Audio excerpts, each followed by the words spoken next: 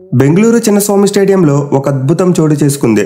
ఇంతకుముందు ఎప్పుడు అంతర్జాతీయ క్రికెట్లో చూడని ఒక బెస్ట్ టీ20 మ్యాచ్ అందరికీ దర్శనమిచ్చింది. అసలు నిజంగా ఏం మ్యాచ్ భయ్యా!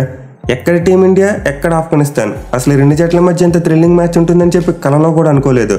అది కూడా 2 సూపర్ ఓవర్లు. అసలు ఒక సూపర్ ఓవర్ అంటేనే నరాలు తెంపేసే ఒక్కంట, అలాంటిది మ్యాచ్లో 2 సూపర్ ఓవర్లు. ఇంకా ఫ్యాన్స్ ఏమైపోతారు? నాకు తెలిసి ఇప్పటి వరకు మన టీమిండియా టీ20 ఫార్మెట్లో ఎప్పుడు కూడా ఇంతటి క్లోజ్ మ్యాచ్ చాలలేదు. At the same time Afghanistan తమ టీ20 చరిత్రలో ఇంతటి బెస్ట్ మ్యాచ్ కూడా ఇప్పుడు ఆడుండ్రు. సో ఈ మ్యాచ్ అయితే కంప్లీట్లీ ఒక రోలర్ కోస్టర్లో సాగింది. ఒక్కోసారేమో ఆఫ్ఘనిస్తాన్ టీం డామినేట్ చేసింది, ఇంకోసారేమో మన టీమిండియా డామినేట్ చేసింది. చివరిలో చూసుకుంటే అసలు మైండ్ పోయింది. బట్ ఈ మ్యాచ్లో ఎంత ఇంటెన్సిటీ వచ్చిందంటే అండ్ ఎంత థ్రిల్లింగ్గా జరిగిందంటే దానికి one and only reason captain Rohit hitman Sharma. నిజంగా వింటేజ్ రోహిత్ శర్మ బ్యాటింగ్ చేశాడు. అస్సలు ఎక్స్పెక్ట్ చేయలేదు 2 టక్అవుట్స్ తర్వాత ఈ రేంజ్లో కంబ్యాక్ చేస్తాడని చెప్పి. సో ఈ మ్యాచ్లో అనుకున్నట్టే మన టీమిండియా ఎక్స్పెరిమెంట్స్ చేసింది. టాస్ గెలిచి ముందుగా బ్యాటింగ్ తీసుకున్నారు. అలాగే టీంలో 3 మార్పులు చేశారు. అండ్ సర్ప్రైజింగ్గా ఆఫ్ఘనిస్తాన్ టీం కూడా చాలా మార్పులు చేసింది. ఇన్ఫాక్ట్ వాళ్ళు తమ బౌలింగ్ లైనప్పుడు మొత్తం మార్చేశారు. సో 2 టీంలు కూడా చాలా హెవీ చేంజెస్తో ఈ మ్యాచ్లోకి వచ్చారు. అయితే టాస్ గెలిచి ముందుగా బ్యాటింగ్ తీసుకుని మన టీమిండియాకు అస్సలు మంచి స్టార్ట్ రాలేదు. ఒకరి తర్వాత ఒకరు మన బ్యాట్స్మెన్ పెవిలియన్కు క్యూ కట్టారు. అఫ్ కోర్స్ ఫస్ట్ ఓవర్ అయితే చాలా ఈవెంట్ఫుల్గా జరిగింది. రోహిత్ శర్మ బ్యాట్తో బాల్ కొట్టినా కానీ ఎంపైర్ లెగ్ బైస్ ఇచ్చాడు. అండ్ రోహిత్ శర్మ దీని గురించి ఫన్నీగా రియాక్ట్ అయిన స్టంప్ మైక్ రికార్డింగ్ కూడా బయటకు వచ్చింది. సో ఫస్ట్ ఓవర్ అయితే చాలా ఈవెంట్ఫుల్గా జరిగింది అండ్ 10 రన్స్ కంటే ఎక్కువ వచ్చాయి. బట్ రోహిత్ బ్యాట్ నుంచి 1 రన్ కూడా రాలేదు. కానీ సెకండ్ ఓవర్ నుంచి చూసుకుంటే ఆఫ్ఘనిస్తాన్ టీం ఫుల్గా డామినేట్ చేయడం మొదలుపెట్టింది. సెకండ్ ఓవర్లో 2 రన్స్ వచ్చాయి. అండ్ థర్డ్ ఓవర్లో అయితే 2 వికెట్స్ పడిపోయాయి. అది కూడా back to back. Mainly Virat Kohli India తరపున టీ20 ఫార్మెట్లో ఫస్ట్ టైం గోల్డెన్ డక్అవుట్ అయ్యాడు. సో స్టేడియం మొత్తం pin drop silence. Afghanistan bowlers ఏమో రోరింగ్. మెయిన్లీ ఫరీద్ అహ్మద్ 3 వికెట్లు తీశాడు. 3 కూడా షార్ట్ బాల్తోనే తీశాడు. జైస్వాల్ వికెట్ చూసుకున్నా, కోహ్లీ వికెట్ చూసుకున్నా, శాంసన్ వికెట్ చూసుకున్నా, ముగ్గురికి కూడా షార్ట్ బాల్స్ వేసి వికెట్ తీశాడు. అండ్ ఈ మధ్యలో చూసుకుంటే శివం దుబే, ఒమర్ జావేద్ ఒక బ్రిలియంట్ బాల్ అవుట్ అయిపోయాడు. So all of the sudden 13 బంతుల వ్యవధిలో మన టీమిండియా 4 వికెట్లు కోల్పోయింది. అండ్ ఈ 4 వికెట్స్లో 2 గోల్డెన్ డక్అవుట్స్ ఉన్నాయి. అలాగే మన వాళ్ళ స్కోర్ చూసుకుంటే 22 పరుగులకే 4 వికెట్లు పడిపోయాయి.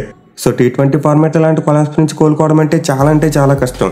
అందులోకి పిచ్ చూసుకుంటేనేమో కంప్లీట్లీ 2 పేస్డ్ వికెట్.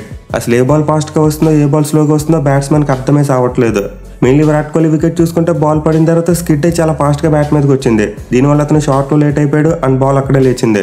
అదే మిగతా ఫ్యూ డెలివరీస్ చూసుకుంటే పడిన తర్వాత స్లోగా బ్యాట్ మీదకి వచ్చేది. సో ఇనీషియల్గా చూసుకుంటే పిచ్ అయితే ఖచ్చితంగా బ్యాటింగ్ డిఫికల్ట్గానే ఉంది. బట్ టు బీ ఫ్రాంక్ మన బ్యాట్స్మెన్ చాలా ఓవర్ అగ్రెసివ్గా ఆడారు. ఒక దూబే తప్పితే మిగతా ముగ్గురు తమ వికెట్స్ అనవసరంగా కోల్పోయారు. మెయిన్లీ సంజు శాంసన్కు రాక ఒక ఆపర్చునిటీ వచ్చింది. బట్ అతను ఫస్ట్ బాల్కే భారీ షాట్కి వెళ్ళిపోయాడు. అది కూడా టీం 3 వికెట్లు కోల్పోయిన తర్వాత కూడా. ఈవెన్ విరాట్ కోహ్లీ చూసుకున్న అన్లైక్ కోహ్లీ షాట్ ఆడాడు. సో సంజు శాంసన్ మరియు విరాట్ కోహ్లీ తమ జోన్లో లేని షాట్స్ ఆడారు. మెయిన్లీ లెఫ్ట్ ఆర్మ్ బౌలర్ అయిన Farid Ahmed over the wicket వస్తే యాంగిల్ బయటకు కట్ అయ్యేలా బౌలింగ్ చేస్తున్నాడు. సో అలాంటి టైంలో అవుట్ సైడ్ ఆఫ్ స్టంప్ వేసి షార్ట్ బాల్స్ ని లెగ్ సైడ్ ఆడడం చాలా కష్టం. బట్ వీళ్ళిద్దరు చేయడానికి ట్రై చేసే తమ వికెట్స్ ని కోల్పోయారు. సో మన టీం అయితే 5 ఓవర్స్ లో కేవలం 22 రన్స్ మాత్రమే చేసి 4 వికెట్స్ కోల్పోయింది. ఇక చూసి మన వాళ్ళు కోలుకున్నట్టే కనీసం 150 కూడా కొడతారా లేదని చెప్పి డౌట్ పడ్డాం. మెయిన్లీ ఒక ఎండ్లో రోహిత్ శర్మ స్ట్రగుల్ చూస్తే అసలు నవ్వాలి ఆడవాళ్ళు కూడా నాకైతే అర్థం కాలేదు. సో పవర్ ప్లే చూసుకుంటే మన టీమిండియాకి ఒక కంప్లీట్ డిజాస్టర్. ఎవ్వరూ కూడా సరిగ్గా ఆడలేదు. ఈవెన్ ఆ తర్వాత చూసుకుని 8 ఓవర్లో మాత్రమే రోహిత్ మరియు రింకు సింగ్ 6 కొట్టారు. బట్ మళ్ళీ ఆ తర్వాత కూడా మన టీమిండియా ఇన్నింగ్స్ స్లోగానే సాగింది. 11 ఓవర్లు ముగిసేసరికి మన టీమిండియా స్కోర్ 65 పరుగులు మాత్రమే. 4 వికెట్లు పడిపోయాయి. అంటే మన వాళ్ళు కనీసం ఓవర్కు 6 పరుగులు చెప్పని కూడా చేయలేకపోయారు. సో అలాంటి టైంలో నిజంగా గుండెల మీద చేతులు వేసుకుని చెప్పండి, మన టీమిండియా 200 కొడుతుందని చెప్పి ఎవరైనా ఎక్స్పెక్ట్ చేశారా? నాకు తెలిసి ఎవరు ఎక్స్పెక్ట్ చేసి ఉన్నారు. ఒక 160, 170 కొట్టినా పండగ చేసుకుంటాం అనే రేంజ్లోకి వెళ్ళిపోయాం. బట్ 12 ఓవర్ నుండి ఒక తుఫాన్ మొదలైంది. అండ్ ఆ తుఫాన్ పేరు రోహిత్ గురునాథ్ శర్మ. అసలు నిజంగా ఏం కొట్టాడు భయ్య? ఒకనొక స్టేజ్లో 34 బంతులాడి 28 పరుగులు మాత్రమే చేశాడు. అంటే చూసి రోహిత్ శర్మను ఆల్రెడీ ట్రోల్ చేయడం మొదలు పెట్టేశారు. సోషల్ మీడియాలో ఫుల్ ట్రోలింగ్స్. ట్విట్టర్ ఓపెన్ చేస్తే చాలు రోహిత్ శర్మ స్ట్రైక్ రేట్ మీద ఒకటే మీమ్స్. బట్ అరగంట తర్వాత చూసుకుంటే సినిమా మొత్తం మారిపోయింది. రోహిత్ శర్మ 64 బంతులను సెంచరీ కొట్టేశాడు. అసలు ఎక్కడ 34 బంతులు 28 పరుగులు, 64 బంతులు 100 పరుగులు. నిజంగా వింటేజ్ రోహిత్ శర్మ స్టైల్లో ఒక మైండ్ బ్లోయింగ్ ఇన్నింగ్స్ ఆడాడు. సో మనం ఎక్కువగా రోహిత్ శర్మ కెప్టెన్ కాకముందు ఇలాంటి బ్యాటింగ్ చూసేవాళ్ళం. స్టార్టింగ్ లో స్లోగా ఆడేవాడు, బట్ చివరికి వచ్చేసరికి మాత్రం విశ్వరూపం చూపించేసేవాడు. కానీ రీసెంట్ టైంలో చూసుకుంటే మాత్రం ఇలాంటి ఇన్నింగ్స్ లేవు. స్టార్టింగ్ నుంచి చాలా ఫాస్ట్గా ఆడదామని చెప్పి చాలా త్వరగా అవుట్ అయిపోతూ వస్తున్నాడు. బట్ ఈ మ్యాచ్లో చూసుకుంటే మాత్రం బ్యాక్ టు బ్యాక్ డక్అవుట్స్ తర్వాత ఒక అద్భుతమైన సెంచరీ కొట్టాడు. మెయిన్లీ రోహిత్ శర్మ ఆడిన ఇన్నింగ్స్లో మోస్ట్ క్రేజీ థింగ్ ఏంటంటే ఇన్నోవేటివ్ షాట్స్ ఆడాడు. నిజంగా 37 ఏళ్ల వయసులో రివర్స్ స్వీప్లో 6 చిట్లు కొట్టడం అంటే అంత ఈజీ కాదు. అది కూడా రోహిత్ శర్మ లాంటి ఒక క్లాస్ బ్యాట్స్మెన్. సో హిట్మ్యాన్ అయితే ఈ మ్యాచ్లో తనను తాను చాలా కొత్తగా ప్రజెంట్ చేశాడు. స్టార్టింగ్లో రివర్స్ స్వీప్లో మరి స్విచ్ హిట్లో ఫెయిల్ అయినా సరే నేను 6 కొట్టే వరకు ఇవి కొట్టడం మానను అన్నట్టు ట్రై చేశాడు. అండ్ ఫైనల్లీ స్విచ్ హిట్ ద్వారా ఒక కళ్ళు చెదిరి 6 కొట్టాడు. అలాగే తన తోటి బ్యాట్స్మెన్ అంతా షార్ట్ బాల్ ఆడడానికి ఇబ్బంది పడుతుంటే రోహిత్ శర్మ మాత్రం మీరు ఎప్పుడు షార్ట్ బాల్ వేస్తారా అన్నట్టు వెయిట్ చేశాడు. సో నిజంగా రోహిత్ శర్మ చాలా కాలం తర్వాత ఫ్యాన్స్కు ఫుల్ మీల్స్ పెట్టాడు. అండ్ ఇన్నింగ్స్ ద్వారా అతనైతే చాలా రికార్డ్స్ బ్రేక్ చేశాడు. అందులో ద మోస్ట్ ఇంపార్టెంట్ రికార్డ్ ఇప్పుడు T20 ఫార్మాట్లో ఎక్కువ సెంచరీలు రోహిత్ పేరు మీద ఉన్నాయి. అంతర్జాతీయ క్రికెట్ వరకు చూసుకుంటే. సో హిట్మ్యాన్కి అయితే ఇది 5వ T20 సెంచరీ. అలాగే సెంచరీ ద్వారా అతను మన టీమిండియా తరపున T20 ఫార్మాట్లో ఎక్కువ రన్స్ కొట్టిన కెప్టెన్గా రికార్డును క్రియేట్ చేశాడు. ప్రీవియస్కి రికార్డ్ కోహ్లీ పేరు మీద ఉండేది, బట్ ఈ మ్యాచ్లో అది బ్రేక్ అయింది. అండ్ ఆల్సో రోహిత్ శర్మకి తన T20 కెరియర్లో హైయెస్ట్ ఇండివిజువల్ స్కోర్ 121 రన్స్ కొట్టాడు. ప్రీవియస్కి అతని బెస్ట్ 118గా ఉండేది. ఇంకా వీటితో పాటు రోహిత్ శర్మ చాలా రికార్డ్స్ బ్రేక్ చేశాడు. సిక్సర్స్ విషయంలో కెప్టెన్గా ఎక్కువ సిక్సర్స్ కొట్టి ఇయాన్ మార్గన్ రికార్డును బ్రేక్ చేశాడు. అండ్ ఆల్సో ఇంకా చాలా రికార్డ్స్ బ్రేక్ అయ్యాయి. సో వాటన్నిటిని ఇప్పుడు చెప్పుకుంటూ పోతే వీడియో చాలా పెద్ద అయిపోతుంది. వీలైతే నేను మన వాట్సాప్ ఛానల్తో పాటు ట్విట్టర్ అకౌంట్లో పోస్ట్ చేస్తా, ఒకసారి వాటిని చెక్ చేయండి. ఎనివే ఎంతటి బ్యాట్స్మెన్కైనా సరే ఒక ఎండ్లో బాగా ఆడాలంటే ఖచ్చితంగా అదర్ ఎండ్లో మంచి సపోర్ట్ ఉండాలి. అండ్ ఆ సపోర్ట్ రింకు సింగ్ మామూలుగా ఇవ్వలేదు. నిజంగా నాకైతే రింకు సింగ్ మిక్స్చర్ ఆఫ్ యువరాజ్ సింగ్, సురేష్ రైనా మరియు గౌతమ్ గంభీర్ వీళ్ళ ముగ్గురు కూడా కనిపిస్తున్నారు.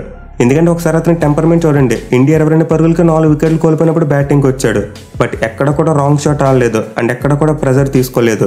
మన టీంకి ఎలాంటి సెన్సిబుల్ బ్యాటింగ్ కావాలో అలాంటి సెన్సిబుల్ బ్యాటింగే చేశాడు. అదే వేరే మ్యాచెస్లో చూసుకుంటే చివరిలో వచ్చి ఎలాంటి విధ్వంసకర బ్యాటింగ్ కావాలో అలాంటి విధ్వంసకర బ్యాటింగ్ చేశాడు. సో అలాంటి టెంపర్మెంట్ ఉన్న ప్లేయర్స్ చాలా రేర్గా కనిపిస్తారు. మెయిన్లో అతను రోహిత్ శర్మతో కలిపి నెలకొల్పిన పార్ట్నర్షిప్ వేరే లెవెల్. మన టీమిండియా తరపున T20 ఫార్మాట్లో ఇదే బెస్ట్ పార్ట్నర్షిప్. వీళ్ళిద్దరు కలిసి 5వ వికెట్కి కేవలం 95 బంతులోనే ఏకంగా 190 పరుగుల పార్ట్నర్షిప్ నెలకొల్పారు. సో వీళ్ళ పార్ట్నర్షిప్ ఎంత బాగా నడిచిందంటే దానికి ఖచ్చితంగా రింకు సింగ్ ఎక్కువ క్రెడిట్ ఇవ్వాలి. ఎందుకంటే అతను రోహిత్ శర్మకి ఎప్పటికప్పుడు స్ట్రైక్ ఇస్తూ అతను కొట్టమని చెప్పేవాడు. నార్మల్గా చూసుకుంటే మిగతా బ్యాట్స్మెన్ తమ స్ట్రైక్ రేట్ని ఇంప్రూవ్ చేసుకోవడం కోసం పిచ్ చేసిన తర్వాత వాళ్ళు కూడా భారీ షాట్లు ఆడడానికి ట్రై చేస్తారు. బట్ రింకు సింగ్ మాత్రం తనను తాను హోల్డ్ చేసుకున్నాడు. ఎక్కువగా రోహిత్ శర్మకి స్ట్రైక్ ఇచ్చాడు. తనకు అవకాశం వచ్చినప్పుడు మాత్రమే భారీ షాట్లు కొట్టాడు. సో నిజంగా రింకు సింగ్ 69 పరుగులే కొట్టినప్పటికీ అతని టెంపర్మెంట్, గేమ్ అవేర్నెస్ మరియు మెచ్యూరిటీ అలాగే పవర్ హిట్టింగ్ వీటన్నింటికి ఖచ్చితంగా హ్యాట్స్ ఆఫ్ చెప్పి తీరాలి. మెయిన్లీ లాస్ట్ ఓవర్లో చూసుకుంటే వీళ్ళిద్దరు కలిసి కరీం జానత్ను పిండి పడేశారు. ఆ ఓవర్లో రోహిత్ శర్మ ఒక 4 మరియు 2 సిక్సర్లు కొడితే రింకు సింగ్ 3 సిక్స్లు కొట్టాడు. సో లాస్ట్ ఓవర్లో అయితే మామూలు విధ్వంసం చూడలేదు. T20 చరిత్రలో థర్డ్ టైం ఒక ఓవర్లో 36 రన్స్ రావడం జరిగింది. సో 11 ఓవర్లలో 65 పరుగులు చేసిన మన టీమిండియా నెక్స్ట్ 9 ఓవర్స్లో చూసుకుంటే మాత్రం 147 రన్స్ కొట్టారు. మెయిన్లీ లాస్ట్ 5 ఓవర్స్ అయితే అరాచకం 103 పరుగులు వచ్చాయి. సో వీటన్నింటి బట్టి చెప్పొచ్చు రోహిత్ శర్మ మరియు రింకు సింగ్ విధ్వంసం ఏ రేంజ్లో సాగిందనేది.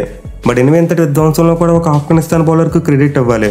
అండ్ ఆ బౌలర్ పేరు వచ్చేసి ఫరీద్ అహ్మద్. నిజంగా మైండ్ బ్లోయింగ్ బౌలింగ్ చేశాడు. 4 ఓవర్స్లో 20 పరుగులు మాత్రమే ఇచ్చి 3 వికెట్లు తీశాడు. అఫ్కోర్స్ కొంతమంది అనొచ్చు అతను పవర్ ప్లేలోనే 3 ఓవర్లు వేసేసాడు, సో అందుకే అంత మంచి ఫిగర్స్ ఉన్నాయని చెప్పి. బట్ అతను తన 4th ఓవర్లో కూడా డెత్ ఓవర్స్లో బౌలింగ్ చేసినప్పుడు నిజంగా చాలా ఇంప్రెసివ్ బౌలింగ్ చేశాడు. 10 రన్స్ మాత్రమే ఇచ్చాడు. So I think 18th over అనుకుంటా. ఆ టైంలో రోహిత్ మరియు రింకు చాలా ఫుల్ స్వింగ్లో ఉన్నారు. బట్ అలాంటి టైంలో కూడా ఫరీద్ అహ్మద్ నిజంగా బ్రిలియంట్ బౌలింగ్ చేశాడు. ఎనివే మన టీమిండియా చేసిన 212 స్కోర్ చూసి ఇక ఏముందిలే మన వాళ్ళు గెలిచేస్తారు పడుకుందామని చెప్పి చాలా మంది పడుకుని ఉండుంటారు. బట్ ఆ తర్వాత చాలా అద్భుతాలు జరిగాయి. ఆఫ్ఘనిస్తాన్ బ్యాట్స్మెన్ బ్యాటింగ్కి వచ్చే ముందు ఏం తాగొచ్చారో తెలియదు కానీ మన టీమిండియా బౌలింగ్ను ఉత్తి కారేశారు. సో నిజంగా మ్యాచ్లో నేనైతే వాళ్ళు మన టార్గెట్కు క్లోజ్గా వస్తారని చెప్పి కూడా నేను ఎక్స్పెక్ట్ చేయలేదు. ఇన్ఫాక్ట్ అసలు రోహిత్ శర్మ కొట్టిన స్కోర్ అయినా కొడతారా లేదా లేకపోతే అంతకు ముందు అలౌట్ అయిపోతారని చెప్పి అనుకున్నా. బట్ ఆఫ్ఘన్ బ్యాట్స్మెన్ మాత్రం నన్ను కంప్లీట్గా రాంగ్ అని ప్రూవ్ చేశారు. నిజంగా మైండ్ బ్లోయింగ్ బ్యాటింగ్ చేశారు. మన టీమిండియా బ్యాటింగ్ ఒక విధ్వంసం అనుకుంటే దానికి ఏమాత్రం తీసిపోకుండా చిత్తకొట్టి పాడేశారు.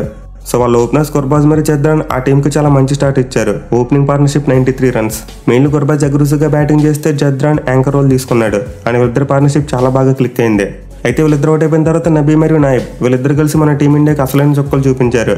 అప్పటి వరకు గుర్బాజ్ మరియు చంద్రన్ ఒక ట్రైలర్ మాత్రమే చూపిస్తే వీళ్ళిద్దరు కంప్లీట్ సినిమా చూపించారు. సో ఆఫ్ఘనిస్తాన్ టీం అయితే ఏ పేజ్లో కూడా చేజింగ్లో వెనకబడి లేదు. ప్రతి పేజ్లో కూడా మన టీమిండియా బౌలర్స్ను డామినేట్ చేస్తూ వచ్చింది. ఈవెన్ మన వాళ్ళు కొన్ని ఫీల్డింగ్ విన్యాసాలు చేసినా సరే అవి ఆఫ్ఘనిస్తాన్ బ్యాటింగ్ ముందు పెద్దగా కనిపించలేదు. సో మ్యాచ్ అయితే మెల్లమెల్లగా ఆఫ్ఘనిస్తాన్ టీం వైపుకు వెళ్ళిపోతూనే ఉంది.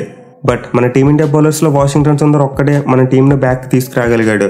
మెయిన్లీ 16 బంతులు 34 పరుగులు చేసిన నబీ వికెట్ తీయడం గేమ్కి ఒక టర్నింగ్ పాయింట్లో అనిపించింది. సో మిగతా అందరు బౌలర్స్ ఎక్కువ రన్స్ ఇచ్చినప్పటికీ సుందర్ మాత్రం పొదుపుగా బౌలింగ్ చేస్తూనే 3 వికెట్లు తీశాడు. అండ్ దీనివల్ల చివరిలో ఆఫ్ఘనిస్తాన్ టీం యొక్క విన్నింగ్ ఈక్వేషన్ కొంతవరకు టఫ్ అయింది. వాళ్ళు 18 బంతుల్లో 46 పరుగులు చేయాలి. అండ్ ఈ టైంలో ఖచ్చితంగా మన టీం ఇండియానే ఫేవరెట్స్గా ఉన్నారు. బట్ గులాబుద్దీన్ నాయబ్ అయితే గివ్ అప్ చేయలేదు. చాలా డిఫికల్ట్ సిచ్యువేషన్లో కూడా ఒంటరి పోరాటం చేసి గేమ్ను క్లోజ్గా తీసుకొచ్చేశాడు. మెయిన్లీ లాస్ట్ ఓవర్స్లో అతను చేసిన బ్యాటింగ్ అండ్ అతను కొట్టిన షాట్లు అయితే over the moon.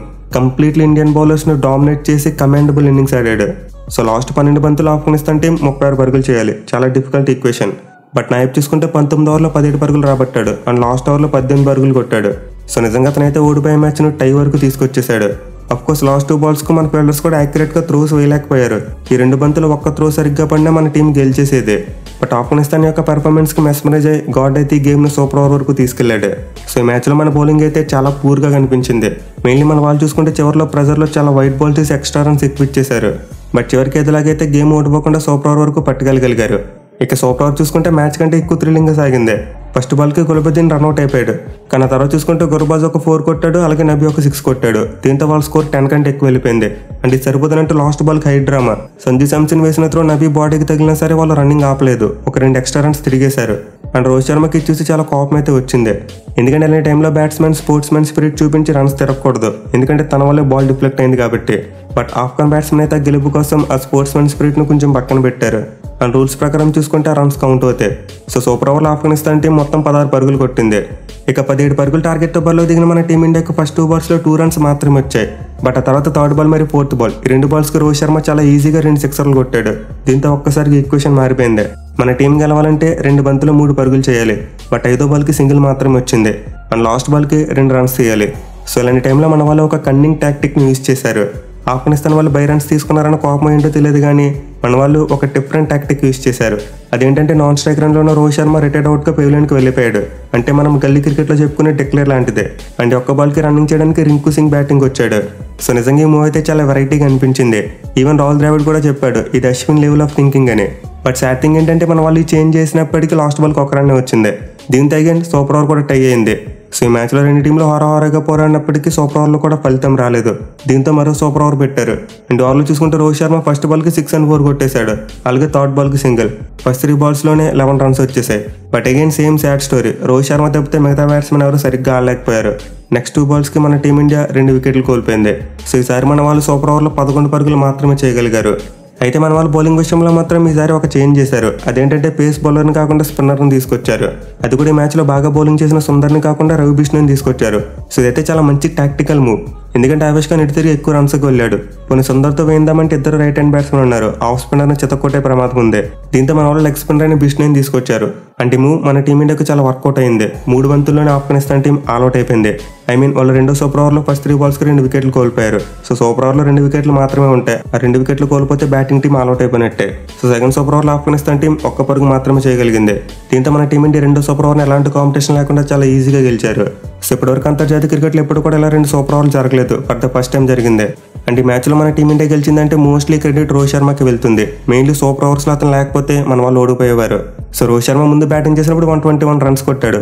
And then 2 super ఓవర్స్లో కూడా మన టీమిండియా కొట్టిన రన్స్లో 90% రన్స్ అతనివే ఉన్నాయి. సో ఫైనలీ మన captain hitman Rohit Sharma is back. అతను T20 వరల్డ్ కప్కి ముందు మన టీమిండియా ఆడిన చివరి T20 మ్యాచ్లో అద్భుతమైన పర్ఫార్మెన్స్ ఇచ్చాడు. అండ్ ఆల్సో కెప్టెన్గా చూసుకుని ఈ మ్యాచ్ ద్వారా చాలా రికార్డులను బ్రేక్ చేశాడు. సో చూడాలి మరి ఈసారి T20 వరల్డ్ కప్లో ఏం జరగబోతుంది అనేది.